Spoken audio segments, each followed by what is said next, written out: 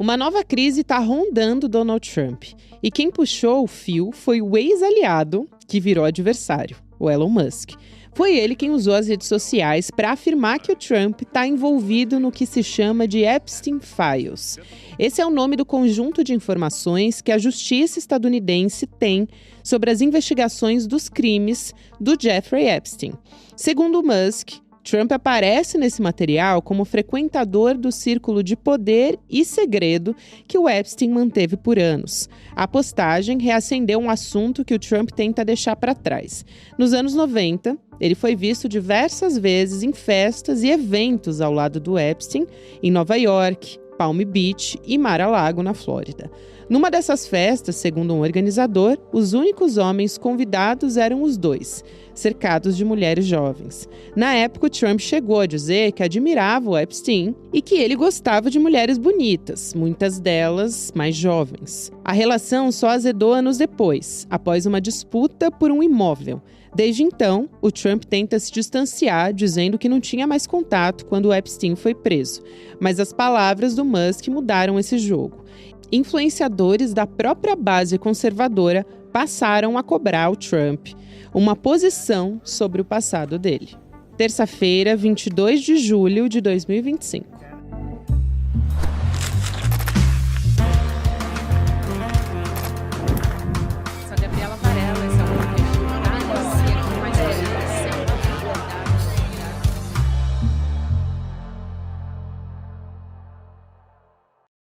Olá, seja muito bem-vindo, seja muito bem-vinda. Eu sou a Gabriela Varela e esse é o Videocast em Detalhes. Aqui sempre com um convidado, uma convidada, a gente analisa uma temática, uma notícia importante do momento. Hoje eu vou conversar com um jornalista, escritor, nosso companheiro aqui no ICL Notícias também, o Jamil Chad, que acho que está pela primeira vez aqui no Em Detalhes junto comigo. É um prazer te receber, Jamil, bem-vindo. Gabi, que honra. Muito obrigado pelo convite. Imagina, a honra é toda minha.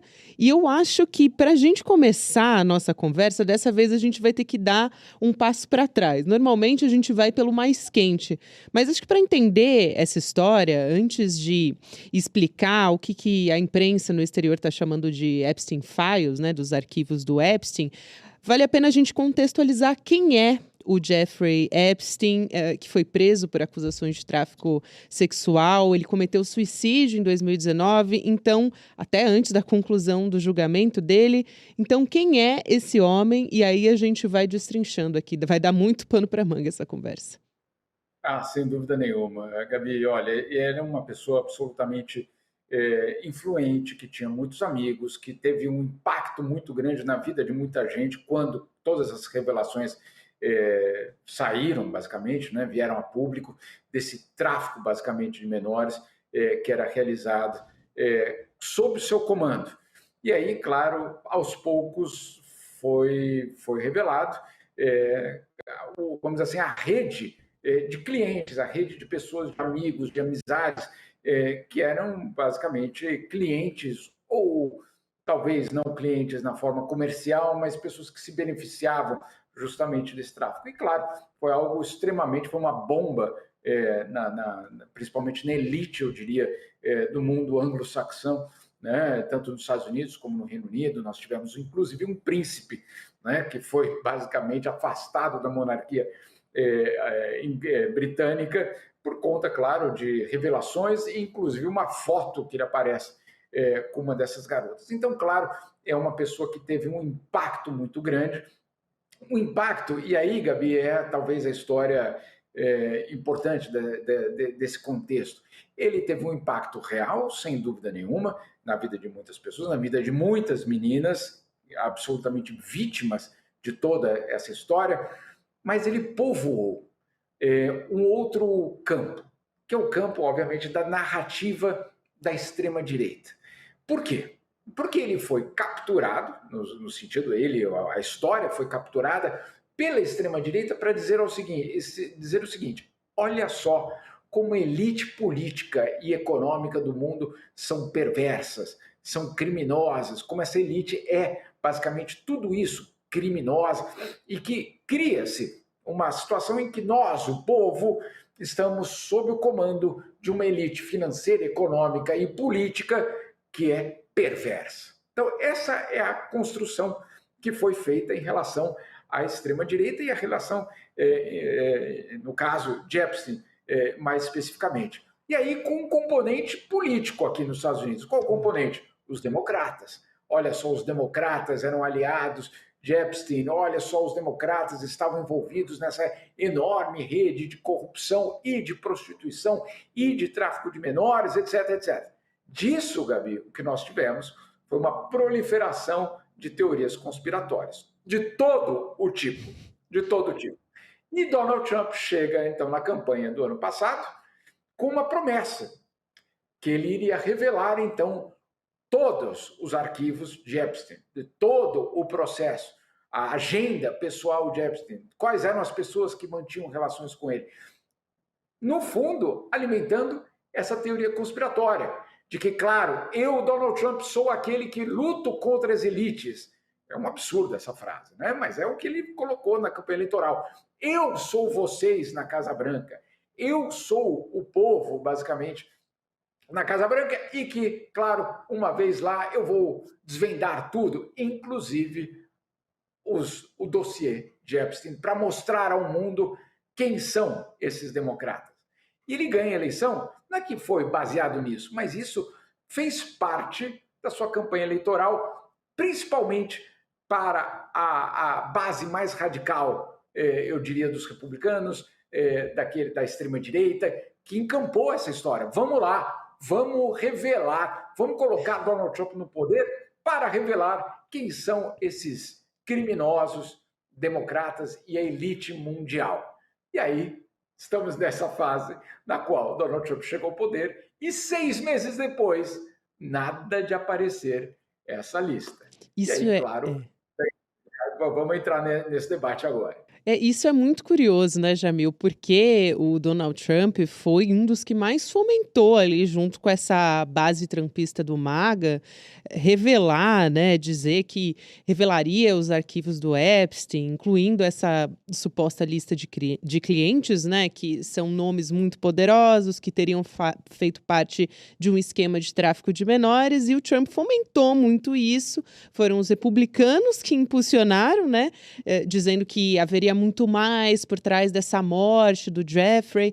E aí, depois, agora, ele, no fim das contas, está sendo vítima do que ele próprio arquitetou. Isso é muito curioso, né? Até quando ele nomeia a Pam Bondi para a Procuradoria-Geral ali nos Estados Unidos, ela também fazia coro dizendo que liberaria essa lista completa. E hoje ela diz que não há, na verdade, essa lista. Então, o Donald Trump está sendo cercado por todos os lados e essa explicação não está satisfazendo nem a base dele, nem também a oposição. É muito curioso como isso se desenrolou. Muito, mas é aquela história, né, Gabi? Você usou de uma teoria conspiratória para vencer uma eleição. Isso. E aí você precisa sustentar aquela teoria conspiratória que não, talvez, ou não tenha relação com a realidade, ou quando foram olhar para as revelações que trariam, né, esses documentos, falei, meu Deus do céu, nós não podemos revelar isso. Né? Não estou dizendo aqui que Donald Trump está ou não está, ninguém sabe. Né? Não tem como a gente falar, não, ele está, por isso que ele não está revelando, porque tem o nome dele no meio. Talvez, mas não é. Nós trabalhamos com fatos. O fato que nós temos hoje é que Donald Trump, depois de chegar na Casa Branca, decidiu que, opa, não é aqui que eu vou, não é por esse caminho que eu vou. Então, calma aí. Então, o que acontece? Essa base mais radical está se sentindo traída. Isso. Fala, calma aí, eu te elegi para fazer algumas coisas, entre elas, mostrar que a elite mundial e a elite política americana era corrupta. E cadê esse trabalho? Então, não tem sido feito isso, e aí, claro, o tema explodiu aqui nos Estados Unidos, mas, curiosamente, não da oposição. Claro que agora os democratas também estão, né, trabalhando nisso como arma, mas aí, principalmente por quem? Pelo movimento MAGA, pela base mais radical, absolutamente indignada com Donald Trump nesse momento, dizendo, calma aí, nós fizemos esse movimento para revelar quem é a elite mundial, quem é a elite americana. Cadê você agora dizendo que não vai fazer mais isso? Teve um episódio semana passada que foi muito constrangedor, E aí, claro, criou-se todo um mal-estar, porque Donald Trump chamou essa base mais radical de republicanos ridículos. Sim. Então, ele ofendeu a sua própria base, aquela que levou ele à vitória. Né? Então, estamos nessa circunstância extremamente complicada para a Casa Branca agora. É curioso isso, né, Jamil? Não é a primeira vez que a gente vê a extrema-direita, quando acuada pela própria base, parece que a saída que encontra ali é ofender os seus próprios apoiadores. Esse é um movimento que a gente já viu a família Bolsonaro fazer também, e agora o Donald Trump. Justamente isso me chamou muita atenção, né? O pessoal ali do movimento MAGA queimando bonés, pressionando o governo Trump por mais transparência, essa própria procuradora também, a Pam Bondi, que é apoiadora do Donald Trump. Falando um pouco aqui sobre esse apoio interno que o Donald Trump pode perder, o quanto isso pode reverberar nas eleições, né? O Statista, que é uma plataforma de análise de dados alemã, avaliou como os eleitores desaprovam o governo Trump ao lidar com certos assuntos. E aí, tem vários ali. A gente pode elencar, por exemplo, alguns só para as pessoas terem ideia. Rússia e Ucrânia, também o genocídio dos palestinos, enfim. O Epstein Files é o pior dessa lista. 63% dizem desaprovar a maneira como o governo Trump está lidando com isso. Aí, somado a isso, claro, a gente tem esse episódio dos apoiadores mais radicais, do MAGA, queimando bonés, enfim, falando publicamente. E o Trump desgastando essa base, né? Dizendo que eles são estúpidos e tolos que caem na armadilha. Como é que isso pode reverberar nas eleições, até as próximas que vem aí, né? De meio mandato, mas quero saber mais até como isso pode ter um potencial até de desgastar a imagem do Donald Trump como apoio à presidência.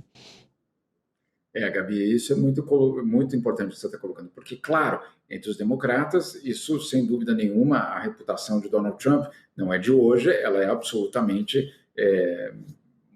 eu diria, abaixo de zero, né? Não temos aqui uma forma de medir, não, tem democrata moderadamente a favor das políticas de Donald Trump. Não tem. Né? Então, isso é muito claro. E ele ganhou, por mais que a gente ouça que ele ganhou por milhões de votos, a diferença ela foi de apenas 2 milhões de votos. Para lembrar que Obama, quando ganhou, se eu não me engano, a segunda vez, ele ganhou com uma diferença de 10 milhões de votos. Então, realmente, Donald Trump ganhou em todos os estados principais, etc, etc. Mas, em termos totais, em termos de votos, foram 2 milhões. Importante? É importante, mas não é avassalador que não possa virar essa mesa para a próxima eleição.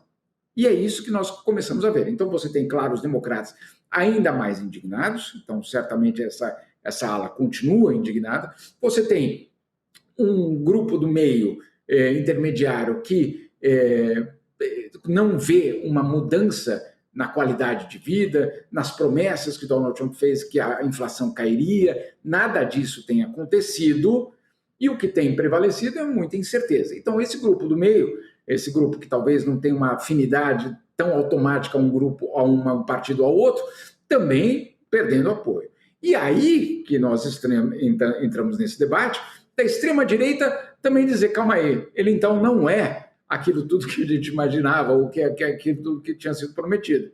Então, você também tem um risco de ver a extrema-direita pela primeira vez se dividindo. Não é que a extrema-direita vai virar moderada, não é que a extrema-direita vai, então, apoiar os democratas, não é isso, mas é que ela eventualmente pode ou criar uma profunda desilusão e deixar de votar, lembrando que aqui o voto não é obrigatório, então você pode ter uma retração de um grupo de eleitores dizendo, então não vou votar por ninguém mais.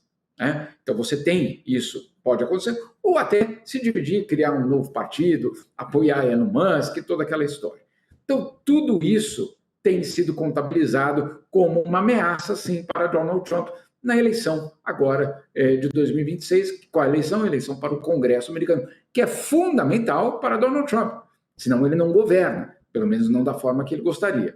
Então, isso tudo tem sido considerado como extremamente ameaçador. Eu diria que é a primeira crise profunda do governo Donald Trump, mas teve Irã, teve o tarifaço, teve tudo isso, sem dúvida nenhuma. Mas sabe o que acontece? Desta vez, ela toca o coração do movimento extremista. E aí é fora do controle, né? Porque você criou uma base que ela é identificada com vários aspectos.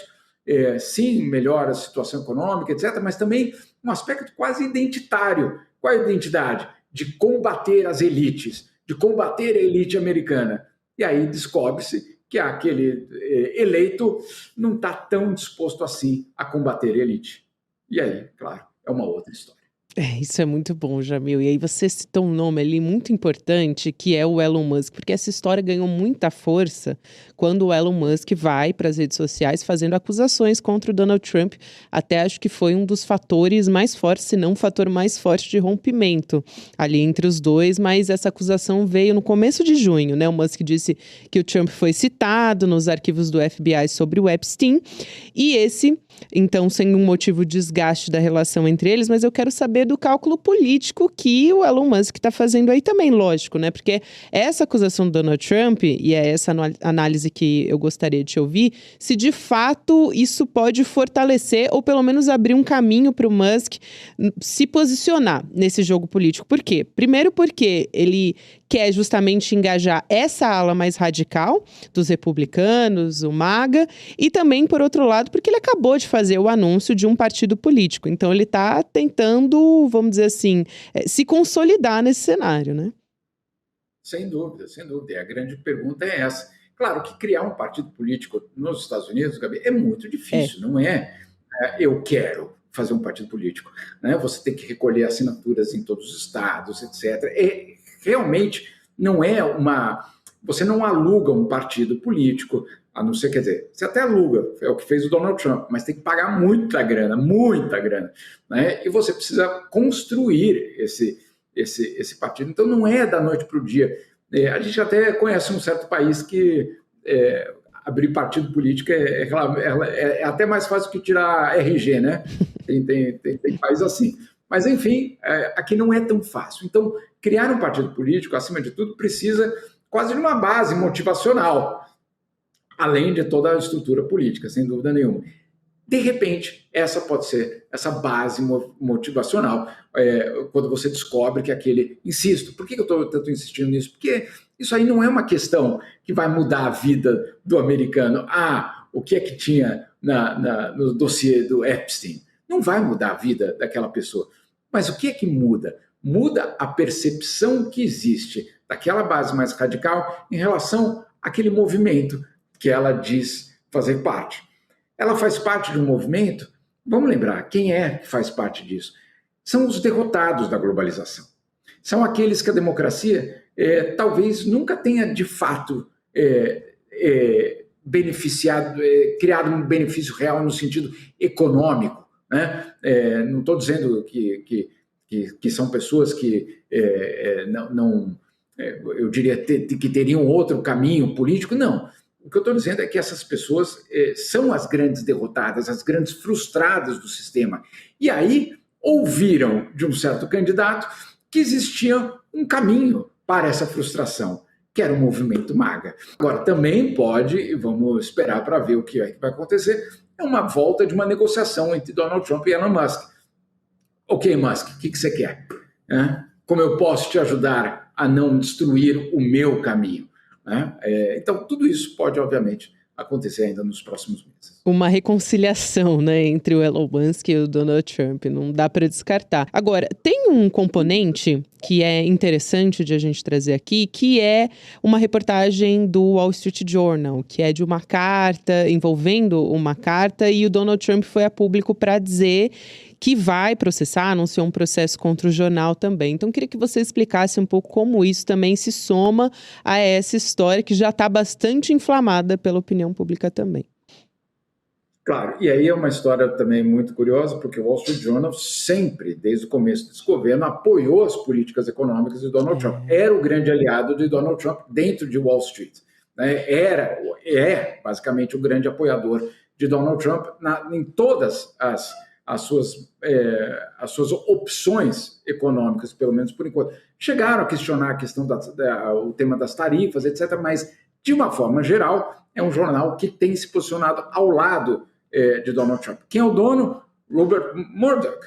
Quem é Murdoch? Justamente um dos grandes aliados de Donald Trump nessa campanha para voltar ao poder. Então, o Wall Street Journal publicar uma carta dessa, ou esse documento, o que dizia esse documento? Era basicamente supostamente uma prova de que Donald Trump tinha uma relação muito próxima com Epstein e num formato muito característico, talvez, de fazer parte de alguma outra estrutura. Então, era basicamente um desenho de um corpo de uma mulher e assinado por Donald Trump num local íntimo, vamos dizer assim, desse desenho. O Wall Street Journal publica isso. Agora, nós não estamos falando aqui de um jornalzinho de algum lugar, da esquina de algum bairro. Nós estamos falando do Wall Street Journal, que, obviamente, para publicar isso, teve, obviamente, uma apuração extremamente profissional, né? Agora, o que faz Donald Trump depois disso? Na verdade, não só depois disso, durante a apuração, Donald Trump fala para os jornalistas do Wall Street Journal que vai processá-los se isso fosse adiante. E os jornalistas, inclusive, colocam na matéria que Donald Trump fez ameaça durante a própria apuração. E aí, quando sai a matéria, que sai não só o fato, né, ou pelo menos a apuração deles, e depois sai na mesma matéria que houve essa ameaça contra os jornalistas durante a apuração, o que Donald Trump faz? Ele vai à justiça e promete, basicamente, processar, quer dizer, ele processa o jornal e pede 10 bilhões de dólares, Gabi, 10 bilhões de dólares em indenização. 10 bi, obviamente, quebraria não só o Wall Street Journal, mas o império de Murdoch, de uma forma geral, mas, ao mesmo tempo, manda uma mensagem a todos os jornais do mundo, todos os jornais, não ousam me questionar. Né? Também tem esse componente. Perfeito, com certeza. É quase uma ameaça jurídica ali. Olha só como é que eu estou respondendo ao Wall Street Journal, né? E aí tem várias questões que são levantadas, que uma parte de teoria da conspiração e outra é o que não sabe porque não veio a público, então não tem como a gente saber, né?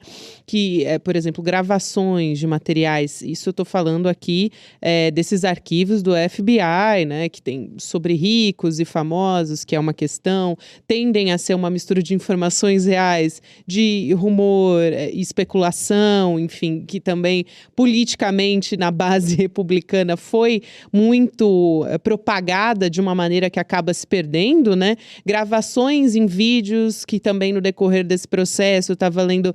Tem uma parte desse material, né, que é sobre abuso sexual infantil, que foram encontrados por esses investigadores que o próprio Jeffrey Epstein baixava, e não que era ele e amigos dele abusando, né, dessas vítimas. Então, eu te pergunto, nesse componente de tudo que vem vindo com essa história, né, se essa crise pode afetar o Trump, no final das contas, a gente já falou um pouco sobre isso, mas mais eleitoralmente do que juridicamente.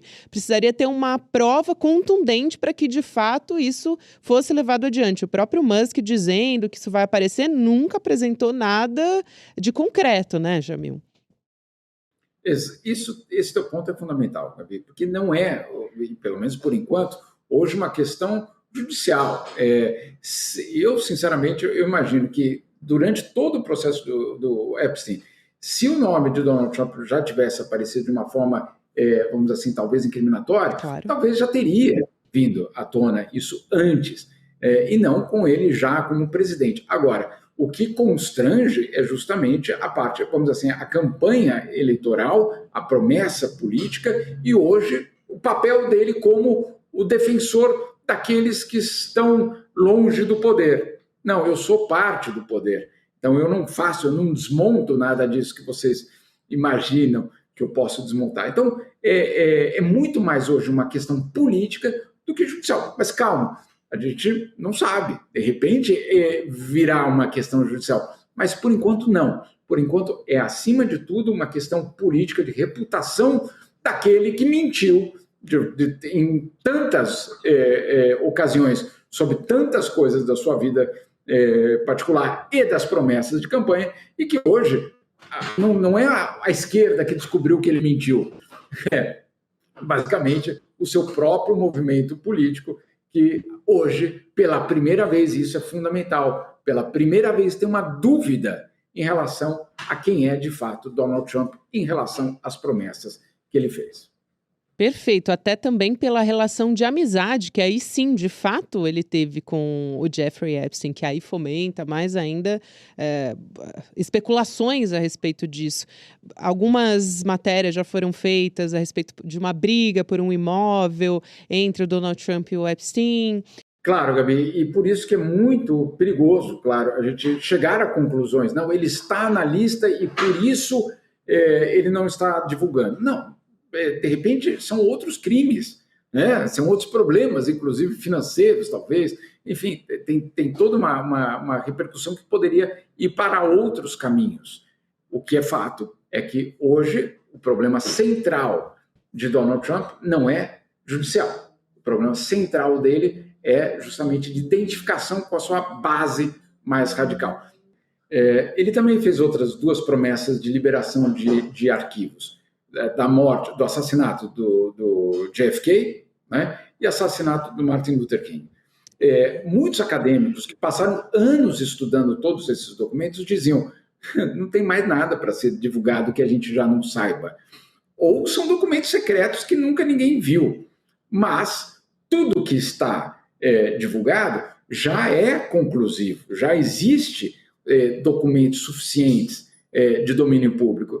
E aí que faz? Donald Trump vai lá e divulga. E o que aconteceu depois da divulgação? Algum fato novo? Nada. Detalhes ali, porque ele, né, coisas absolutamente pequenas. Mas não houve nenhum fato determinante nessas revelações, nem do Martin Luther King e nem do JFK, que tenham mudado a história desses casos. Ou seja, aquela promessa de campanha, eu fui a um comício no qual ele fez a promessa, e as pessoas aplaudiam como se elas falavam, é isso aí, agora vamos descobrir, etc. Não tinha mais nada, né? Então, faz parte, sim, de uma narrativa, de uma construção, de que eu vou ser transparente, quando a gente sabe que, claro, Donald Trump com a imprensa, principalmente, tem desmontado qualquer fator ou característica de transparência nessa república. Perfeito, Jamil. Sem contar, claro, não vou nem entrar nesse mérito, mas o quanto é delicado. Você está falando aqui de vítimas de tráfico sexual, menores de idade, enfim. Então, não é assim, né? Tudo virar público dessa maneira. É preciso que se tenha cuidado com essas vítimas. Isso aqui, acho que nem preciso entrar muito nesse mérito, mas só para não deixar aqui de...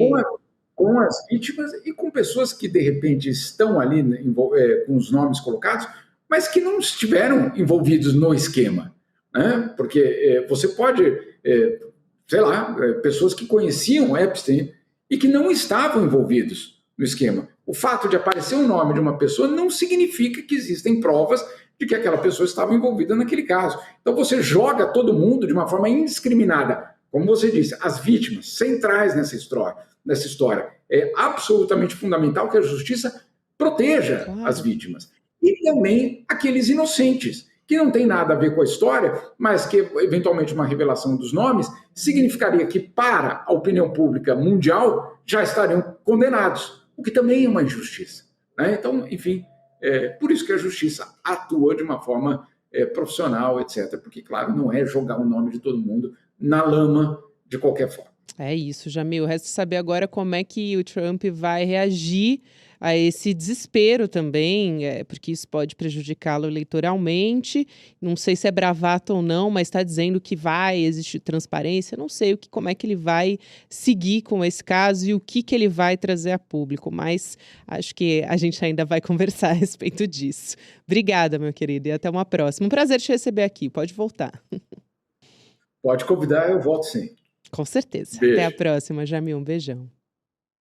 E quero te convidar também para o nosso evento no dia 27 de julho. É nessa semana, nesse domingo, para ser mais específica, que a gente vai divulgar um pacote de novidades aqui no ICL. O maior pacote, isso eu posso te adiantar, do nosso jornalismo, no setor de educação e entretenimento também. Então tem um monte de coisa nova que a nossa equipe, que o Edu Moreira está preparando e que ele vai anunciar num evento gratuito online que você pode se inscrever. Vai lá em detalhesicl.com.br, vale a pena, é o maior evento que a gente vai ter com novidades para a nossa comunidade e não é à toa que a gente tem esse nome ICL Eterno, você vai descobrir junto com a gente. Agora, na sequência, tem o Mercado Investimentos, depois o Rolê ICL e você pode acompanhar o Em Detalhes nas plataformas de áudio também. A gente está aqui de segunda a sexta-feira. Obrigada e até amanhã. Já tá valendo? Tá valendo. Tá. Pois é, turma, eu tive que trocar a tela do computador para caber o plano que a gente está construindo há mais de 2 anos para o ICL. São mais de 300 pessoas envolvidas na construção desse que é o novo e mais revolucionário capítulo do ICL. Eu vou anunciar as novidades no dia 27 de julho e não vai ficar pedra sobre pedra. Quanto à turma lá da extrema-direita, que eles comecem a perder o sono, porque o negócio vai ficar ruim para eles. E a gente vai inaugurar um novo paradigma na educação, no jornalismo e no entretenimento. E vocês vão poder fazer parte disso. O melhor de tudo, para sempre. Vocês não perdem por esperar. Até lá. Você sabia que todos os nossos programas estão no Spotify? A notícia não pode parar e agora você pode acompanhar todos os nossos programas onde e quando quiser. Siga nossos canais no Spotify e tenha acesso ao Chico Pinheiro Entrevista, Desperta ICL, Rolê e muito mais. ICL no Spotify. Informação que te acompanha.